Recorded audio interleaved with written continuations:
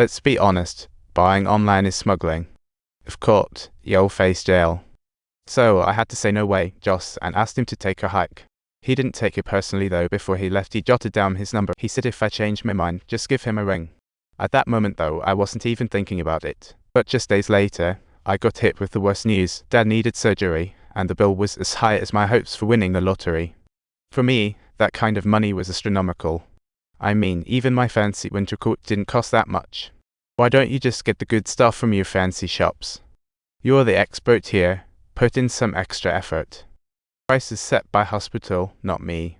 Think fast, see Dad's veins are fragile. I mean, we're talking life or death here. During that time, I turned to booze, even thought about calling my ex. I considered giving up my rights to my nephew for some cash to save Dad, but when I dialed her number, I froze. My nephew was my last glimmer of hope. I couldn't lose him. Then, during my chaos, I spotted that card on the table. Suddenly, it felt like I snagged a lifeline. To play it safe, I rushed to a leukemia specialist to ask about the knockoff meds. The doctor was all vague and mysterious, basically saying the generic drugs could work but were all great, and with side effects as unclear as what's for dinner. I was torn but called the guy up anyway. Decided to go all in. I brought the meds back. You can help me sell these, right? Absolute. Our hospital has at least a dozen patients. I'm sure we can sell them. Just one little detail, you'll need to pay me first. So off I went, solo to India. Having travelled 4 countries, finding meds was a breeze. I quickly found the generic drug factory and learned the $2,000 retail price was just a myth from the owner. The factory price was only $500, which was like 80 times cheaper than the brand name version I was sold. I secured exclusive agent rights in China. Tons of patients that can't afford the real deal, they were counting on me.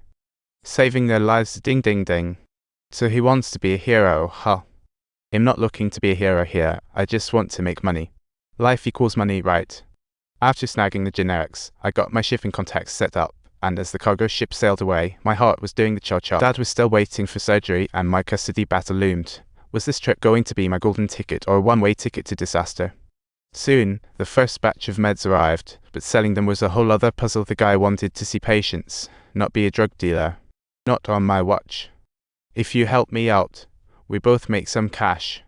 Finally, he agreed to join me in this caper, and we went into stealth mode like a couple of undercover cows. We began selling under the radar at hospitals. A few days in, my lips were chapped, and yet nobody bought in. Not a single bottle sold. See, talk about a bummer. Then, he suddenly remembered someone and took me to a dance hall.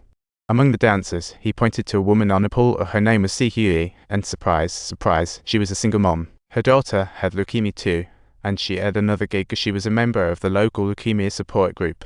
Thanks to her, I met groups in Shanghai's hospitals. Initially unaware of them, I was startled by their thick masks. I thought they doubted me. Selling drugs is just a crime. Si reassured it was friendly. They shielded from infections. But I was uneasy. Seeing this, my partner took off his mask. Others followed. In that moment, I felt touched by their trust and saw their struggles firsthand.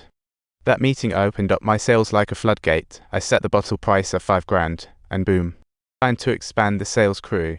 My partner thought of Pastor Lee. He runs a church mainly for leukemia patients. At first, Lee wouldn't touch legal stuff. I said, "You're sick too, you know real meds price. Just preaching to the miss gonna help. How many patients die here each year? It's a life and death situation. What's wrong with breaking the law to save lives? Didn't God say something about that? You'll go to hell if you don't." After hearing my plea and knowing the real meds were sky high, he finally wavered. He agreed to join us, but just when we were hitting our stride, some blonde dude swooped in and stole our meds.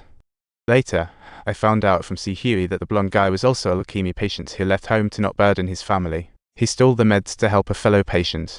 I saw he had a good heart, so since he couldn't pay, I offered him a gig as my gopher. And just like that, our little drug squad formed and we sold out the first 100 bottles in no time. With Pastor Lee's help, I secured exclusive rights, and soon, boxes of generics were flooding in, turning into stacks of cash. Just think, I was stressing over rent before, and now I had Dad's surgery covered. My son stayed, patients thanked me. Life improved. But generics flooded the market.